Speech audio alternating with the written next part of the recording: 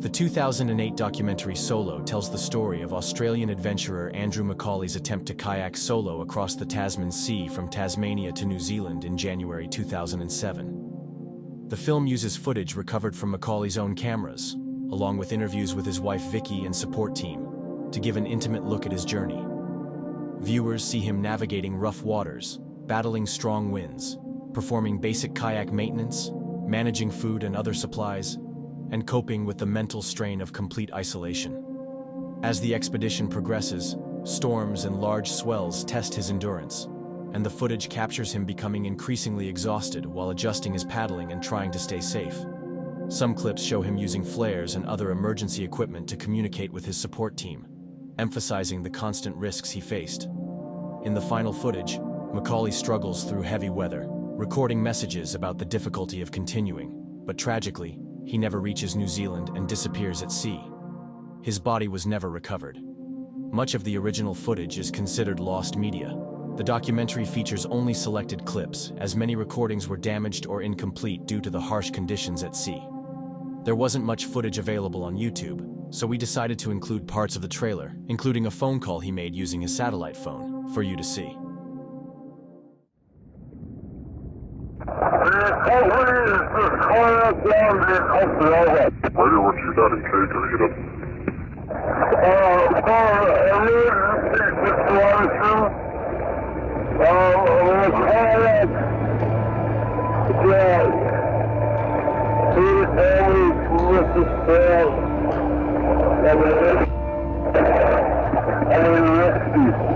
Kayak 1, your signal is muffled. Please repeat your message. Just saying your kayak is sinking up.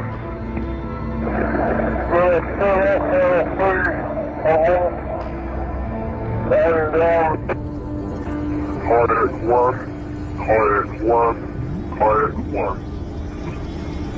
All stations, all stations, all stations. This next entry has an extremely short clip, but it is too interesting to not include in this video. On the night of August 19, 2021, at approximately 9:17 p.m., viewers tuning in to ABC News Australia witnessed something that would quickly spark controversy and conspiracy theories online. The segment, anchored by reporter Yvonne Young, was covering a serious story about a new piece of animal welfare legislation being proposed. This bill was drafted after a police dog had been stabbed during an arrest in Brisbane, one of Australia's largest cities. As Yvonne was calmly delivering the news, however, the broadcast was abruptly interrupted mid-sentence. For just a couple of seconds, the screen suddenly cut to what appeared to be a satanic ritual. The clip showed three figures in what looked like a classroom, standing beside a large upside-down cross. One of the individuals was dressed in a black robe that completely concealed their face, while the group as a whole loudly chanted the words, "Hail Satan." And just as suddenly as it began, the broadcast switched back to Yvonne Young, who carried on with the news bulletin without missing a beat, as if nothing at all unusual had happened. Naturally, the bizarre interruption didn't go unnoticed. Viewers quickly clipped the segment and began sharing it on social media. On Twitter, one user going by the handle Crepido even tagged Yvonne directly, asking, "Hey, I was wondering what was with the satanic ceremony that was played on your segment." Yvonne responded quickly and directly, writing back, "Hi, that was a system error and rather unfortunate timing." She further clarified that the satanic clip wasn't random, but rather footage that had been prepared for another unrelated segment that day, which had been mistakenly triggered early. While this explanation was straightforward and sensible, not everyone was convinced. Almost immediately, conspiracy theorists latched onto the incident, arguing that the broadcast was not a mistake at all, but rather a deliberate slip. According to these claims, the sudden satanic imagery was proof that mainstream media is secretly run by Satanists, feeding into long-standing theories that satanic organizations control not only news outlets, but even governments themselves. Parliament. The state government announced the proposed legislation today. It's in part due to the stabbing of a police dog during an arrest in Brisbane last year.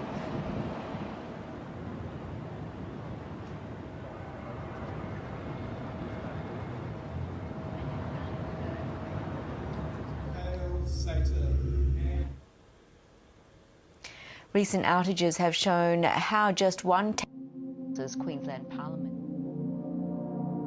Field Days, created by Australian YouTuber Matt Field, is a wilderness and outdoor adventure channel known for its immersive solo survival and camping videos.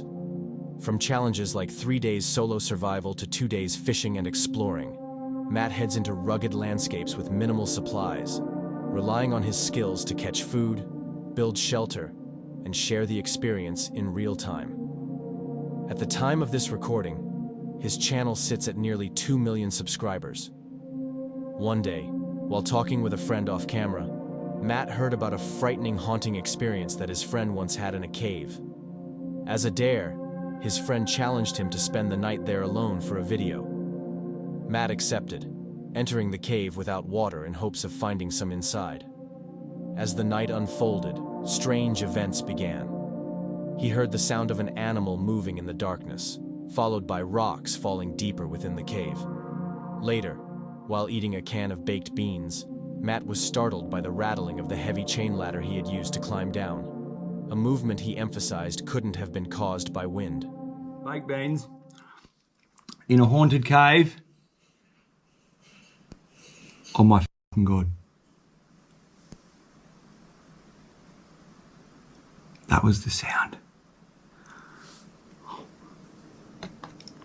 That is the sound. Did you hear that? Look at my arms. I got full goosebumps.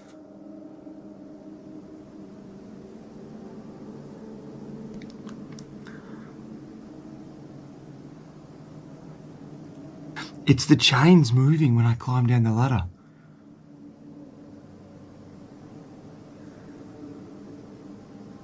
It's a big, heavy, thick chain. Wind can't move that. Holy shit.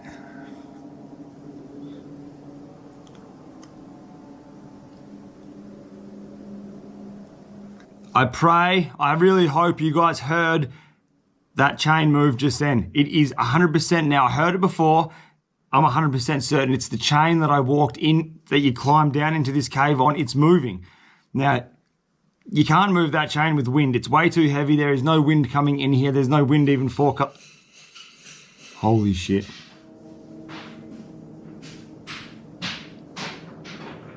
Oh my fucking God. You must have heard that just then. Look at my arms, dude. Oh, this is fucked.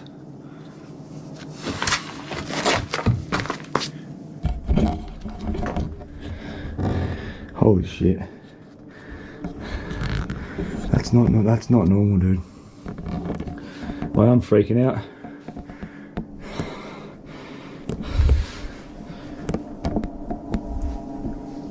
That's that chain. That chain's moving.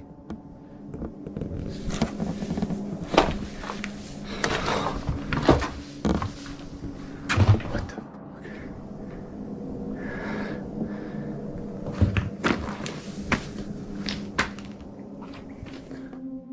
Soon after, loud banging noises echoed through the cave, leaving him visibly shaken. Though tempted to leave, he ultimately chose to stay, relocating closer to the entrance for safety. Throughout the rest of the night, Matt reported hearing what sounded like distant voices. By morning, he made it out unharmed, but he has never returned to that cave again. It's the third time it's happened now. And I'm almost about to abort mission. But I've got the only way up is that chain. Yeah, this is freaking me out a little bit.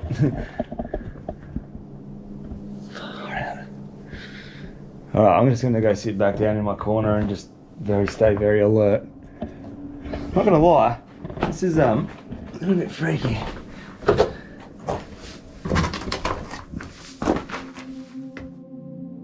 In this next video, Prem Kumar, a 45-year-old man from Dandenong, Australia, can be seen prompting his children to repeat religious affirmations, claiming they are safe, showing them riding scooters in the dark, and filming one of the children who appears to have visible facial marks. At first glance, it may seem like an innocent video of a father spending time with his children, but the events that occurred earlier that morning give the footage an unsettling and eerie context. On August 19, 2025, At a residence on Christie Avenue in Cobram, neighbors reported hearing a loud thud in the early hours of the morning, and later saw the children playing outside on plastic bikes. Less than 3 hours before the video was recorded, emergency services arrived at the home and discovered the body of 32-year-old Anu Kumar, Prem's estranged wife, around 5 a.m. The 2 young children were present at the scene but were unharmed. Authorities quickly suspected Prem Kumar due to his presence at the scene and his known relationship with the victim. He was arrested immediately and later appeared in Shepparton Magistrates Court. Prem did not apply for bail and will remain in custody until his next court date and sentencing on December 10, 2025. While the exact motive for the alleged murder has not yet been publicly confirmed, the case has drawn national attention because of its shocking nature, the involvement of young children, and the disturbing social media videos posted afterward, which captured the children moments after witnessing such a traumatic event. Hi everyone, I'm safe. Say. Hi. I am safe. Want to come sit in the car? Hello. Say. Glory be to Brahma. Say. Hey, take it for you.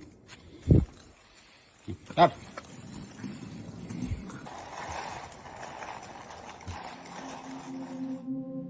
On August 14, 2024, at approximately 6:08 p.m., Dr. Yun Wang returned to his family's home in Carrara, Queensland, and found his 10-year-old daughter, Sophie Wang, deceased with fatal neck injuries. Police described the scene as one of the most confronting in recent memory. A large-scale search was immediately launched, and about 4 hours later, Sophie's mother, 46-year-old Yingying Xu, was located on a nearby street and arrested. She was subsequently charged with her daughter's murder. In the days before and on the day of the tragedy, Xu posted a series of disturbing TikTok videos in which she appeared disoriented, spoke about being possessed, and suggested she believed the devil was speaking to her. Investigators and mental health advocates have since pointed to these recordings as evidence of her deteriorating mental state.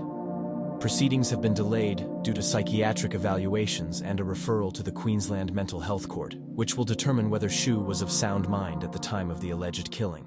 I felt the devil Satan saying to me how he has been influencing me, disturbing my soul, eventually possessing me 100%, possessing my soul to do evil things. I want to let everyone know that the situation you see is fake, fake God. The Antichrist is a fake God. In 2016, a wave of creepy clown sightings swept across the United States, sparking widespread fear. People reported seeing clowns lurking near schools, forests, and parking lots, sometimes holding knives or standing silently in the shadows, watching passers-by. Videos and photos of these encounters went viral on social media, amplifying panic and transforming what might have been isolated pranks into a nationwide phenomenon. Schools issued warnings, police investigated tips, and the media covered each new sighting, feeding a mixture of curiosity and dread across communities.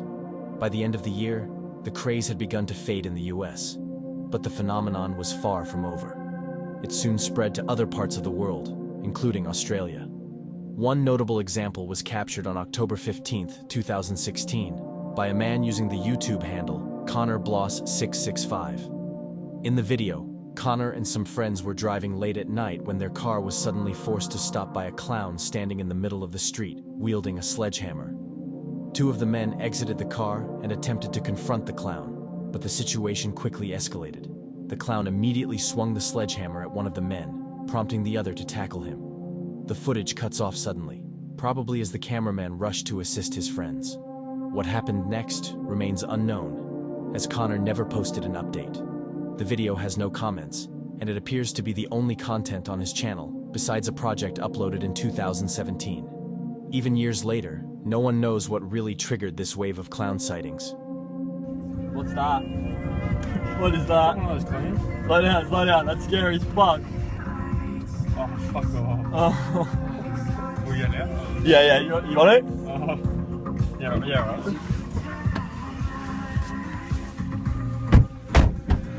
You think this is funny? Hey?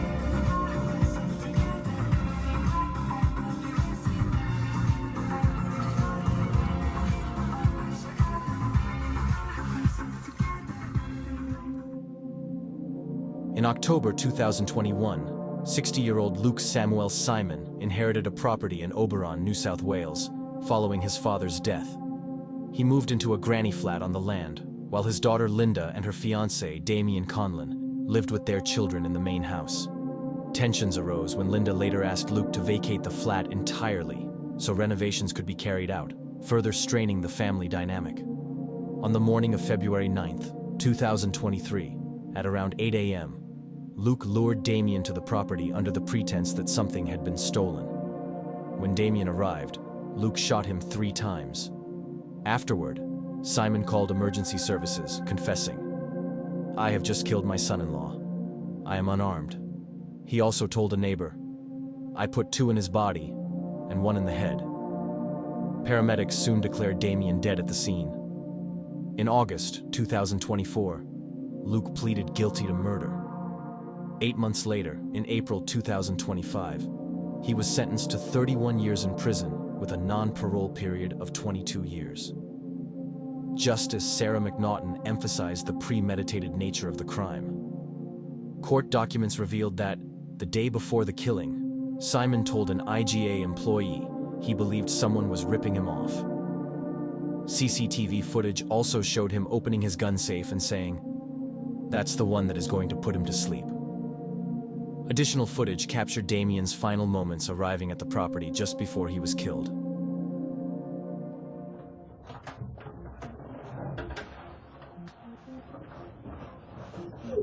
There you are, you little alarm. That's the one that's going to put you to sleep. Ta-da. See you later, bang it. You're going. You're going. You're going.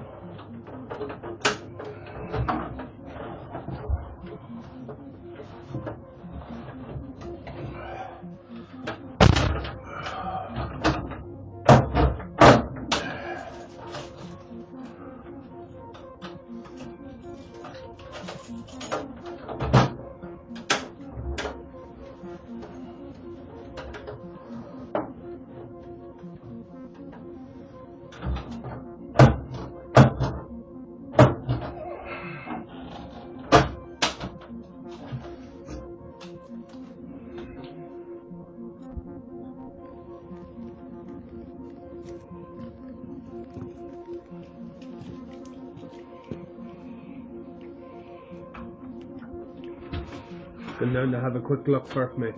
See what. I'm not sure. I'm going to have a look on the camera. I'm not sure what's happening. I'm not 100% sure.